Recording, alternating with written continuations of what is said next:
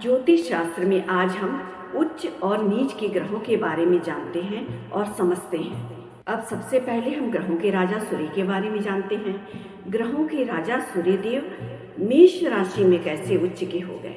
मतलब मेष राशि तो मंगल का राशि है। मंगल ग्रहों में सेनापति की भूमिका निभाते हैं, तो राजा जैसा ग्रह जाकर के मंगल यानी सेनापति के घर में उच्च कैसे हो गया, जबकि सेनापति को राजा के घर में आकर के उच्च का अनुभव होना चाहिए। अजीब सा लग रहा है ना। आइए इसी बात को हम समझते हैं। मेष राशि में अश्वनी, भरणी और कृतिका नक्षत्र आता है। कृतिका नक्षत्र सूर्यदेव का है और अश्वनी केतु का है। मोक्षदायक केतु का नक्षत्र है। अब आत्मा के कारक सूर्य देव को केतु के नक्षत्र अश्विनी में आकर के अपनी आत्मा को साधक बना करके मोक्ष के तरफ अंतर प्रज्ञा को जागृत करके उच्चता को प्रदान करना। साधक बनकर अश्विनी नक्षत्र में केतु के नक्षत्र में सूर्यदेव आत्मा के कारक मेष राशि में उच्च के माने गए।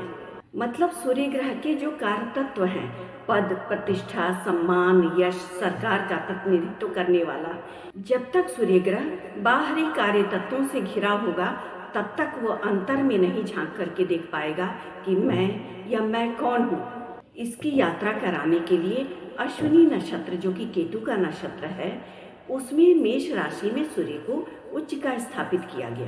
केतु अश्विनी नक्षत्र के स्वामी अंतर ज्ञान, अंतर प्रज्ञा के ज्ञाता है। अब आइए हम दूसरे ग्रह चंद्रमा के बारे में जानते हैं, जो काल पुरुष की कुंडली में चौथे भाव का स्वामी है। चौथा भाव कर्क राशि, मन, माता, सुख सुविधाएं, भौतिकता, सौंदर्य प्रसाधन, मन की चंचलता का कारक चंद्रमा ग्रह। वो चंद्रमा ग्रह वृषभ राशि के कृतिका नक्षत्र में उच्च के होते हैं। जब तक मन भौतिक सुख सुविधाओं में लिप्त रहेगा, दया, मोह, माया, करुणा में लिप्त रहेगा, भावनाओं में लिप्त रहेगा, तब तक वह उच्चस्थ को प्राप्त नहीं होगा। इसीलिए अपने स्वभाव के विपरीत वृषभ राशि में जाकर कृतिका नक्षत्र में मन, जहाँ वैराग्य, अंतर प्रज्ञा और आत्मबोध का कारक है, वहाँ पर जाकर के उच्चस्थ को धारण करता है। वो मन अमन हो जाता है। अगर सूर्य आत्मा का कारक, चंद्रमा मन का कारक, अगर आत्मा अपने मन को अमन नहीं कर पाएगा, स्थिर नहीं कर पाएगा, तो वो उच्चस्थ को कैसे प्राप्त हो सकता है। इसीलिए चंद्रमा ग्रह वृषभ राशि में जाकर के उच्च का होता है। चंद्रमा कल्पनाओं का कारक, चंचलता का कारक। अगर चंद्रमा ग्रह मतलब हमारा मन वो अडिग नहीं होगा, तब हमारा मन कैसे जान पाएगा हम ब्रह्मास्मि, मतलब मैं ही ब्रह्म हूँ। इसकी यात्रा कराने के लिए वृषभ राशि में कृतिका नक्षत्र में चंद्रमा को उच्च स्थान दिया गया। अब तीसरे मुख्य ग्रह के बारे में जानते हैं। शनि ग्रह दुख, संताप, वृद्धावस्था, धीमे गति से चलने वाला, घोर अंधकार ग्रह, विषाद, संताप को देने वाला, वो जाकर के तुला राशि में उच्च का हो जाता है। शनि जैसा ग्रह जो परिश्रम को दर्शाता है, कर्म फल को दर्शाता है, न्याय के देवता हैं, वो तुला राशि में जाकर के उच्च के होते हैं, जो कि भोग, विलास, सौंदर्य, सुख सुविधाओं की राशि है।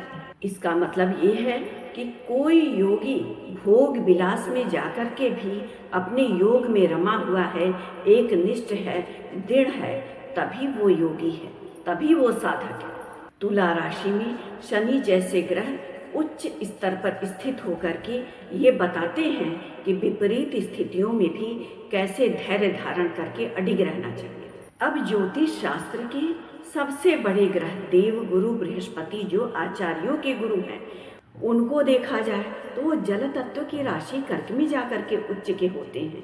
क्यों? जल तत्व की राशि तो कल्पनाओं की, चंचलता की, मन का, भाव का, करुणा का, दया का, मोह का, माया का राशि है।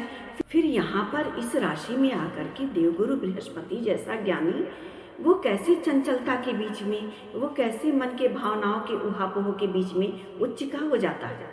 गुरु ग्रह ज्ञान, बौद्धिकता, कानून, धैर्य, धर्म के कारक हैं। वो कर्क राशि में जो जल तत्व प्रधान राशि है उसमें आकर के उच्च के होते हैं। कर्क राशि में देवगुरु बृहस्पति के उच्चस्थ होने का कारण ये है, अपने ज्ञान और बौद्धिकता को बढ़ाने वाले देवगुरु बृहस्पति कर्क राशि जो कि दया करुणा मोह माया की राशि है उसमें आकर के ये समझाते हैं कि दान धर्म पूजा पाठ दया मोह माया करुणा ये सब आंतरिक हुनर आपकी दिव्यता को, अंतर प्रज्ञा को और बढ़ाता है।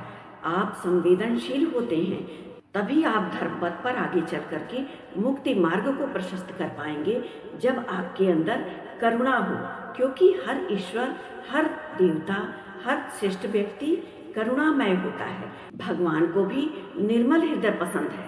अब हम लेते हैं सौंदर्य, भोग, विलास और कामुकता के ग्रह शुक्र देव को। वो देवगुरु बृहस्पति की मीन राशि में जाकर के उच्च के होते हैं। अब यहाँ भी सवाल उठता है कि देवगुरु बृहस्पति का मीन राशि जो कि व्यय की राशि है, मोक्ष की राशि है और जल तत्व की राशि है, ऐसे में सौंदर्य के कारक शुक्र देव कैसे उच्चस्थ धारण करते हैं? इसका भी जवाब यही होगा कि विपरीत स्थितियों में ग्रह रह करके अपने कारक तत्व से ओतप्रोत होकर के धैर्य धारण करते हैं। तभी 9 ग्रहों को विपरीत राशियां उच्चस्थ धारण करने के लिए स्थित की गई। बुध ग्रह चंचलता, चपलता और ग्रहों में राजकुमार की पदवी पाने वाले कन्या राशि में जाकर के उच्च के होते हैं। अब जानते हैं मंगल ग्रह के बारे में। मंगल ग्रह साहस, पराक्रम, त्वरित कार्य करने वाला, दृढ़ संकल्पित ग्रह मकर राशि में जाकर के उच्च का होता है। मकर राशि शनि ग्रह की राशि है।